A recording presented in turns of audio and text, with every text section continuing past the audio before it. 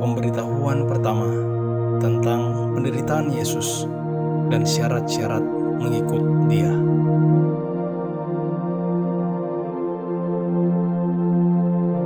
Kemudian mulailah Yesus mengajarkan kepada mereka bahwa Anak Manusia harus menanggung banyak penderitaan dan ditolak oleh tua-tua, imam-imam kepala, dan ahli-ahli Taurat, lalu dibunuh dan bangkit sesudah 3 hari.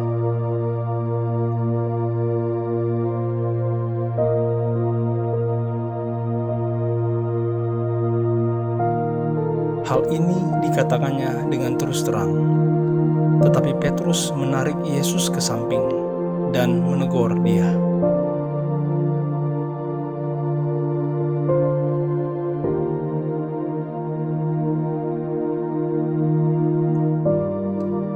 Maka berpalinglah Yesus, dan sambil memandang murid-muridnya, Ia memarahi Petrus, katanya, "Enyahlah iblis, sebab engkau bukan memikirkan apa yang dipikirkan Allah, melainkan apa yang dipikirkan manusia."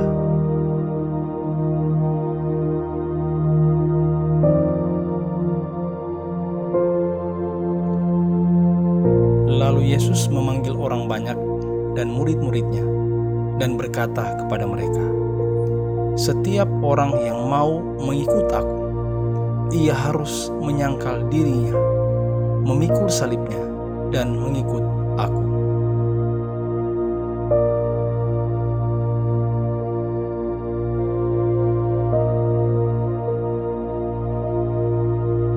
Karena siapa yang mau menyelamatkan nyawanya, ia akan kehilangan nyawanya. Tetapi barang siapa kehilangan nyawanya karena aku dan karena Injil, ia akan menyelamatkannya.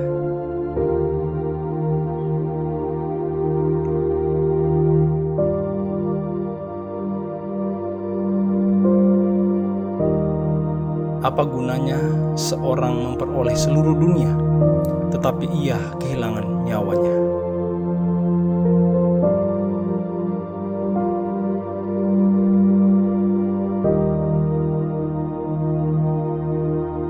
Karena apakah yang dapat diberikannya sebagai ganti nyawanya?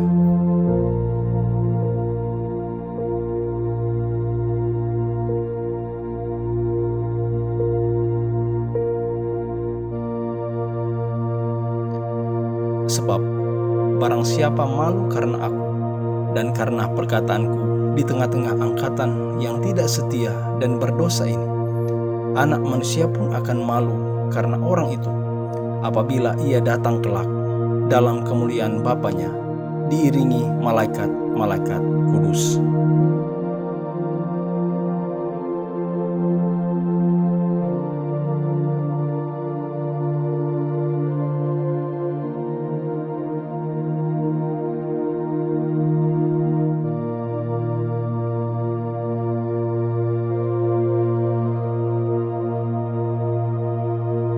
Dari firman ini, kita belajar bahwa mengikuti Yesus membutuhkan pemberian diri untuk berkorban. Yesus mengajarkan bahwa Dia harus menderita dan akhirnya dibunuh, tetapi kemudian bangkit pada hari ketiga. Petrus awalnya tidak bisa menerima hal ini, tetapi Yesus mengatakan bahwa siapapun yang ingin mengikuti Dia harus siap untuk menanggung salib mereka masing-masing, berupa tantangan, pergumulan, bahkan penderitaan.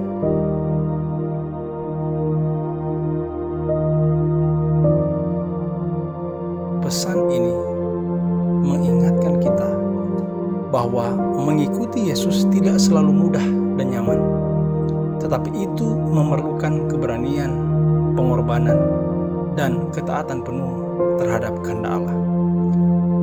Kita harus siap menghadapi setiap tantangan dan cobaan dalam hidup. Namun yakinlah, kita tidak sendirian, karena Yesus selalu bersama kita dan memberi kita kekuatan serta keberanian untuk menghadapi apapun yang akan datang.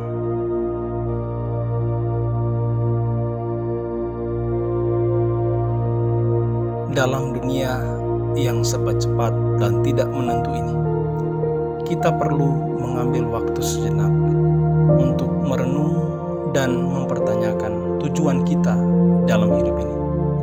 Apakah hanya untuk mencari kebahagiaan dan kenyamanan semata?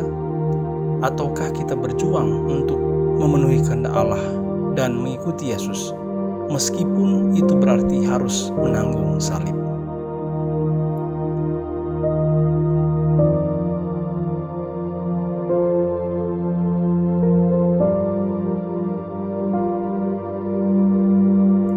Renungan ini mengingatkan kita untuk tetap setia mengikuti Yesus, walaupun kita harus menghadapi penderitaan dan kesulitan, dan tidak mempertaruhkan kehidupan kita dengan keinginan-keinginan duniawi yang sementara, tetapi untuk memperjuangkan kehendak Allah dan mengikuti Yesus dengan setia, bahkan dalam penderitaan dan kesulitan.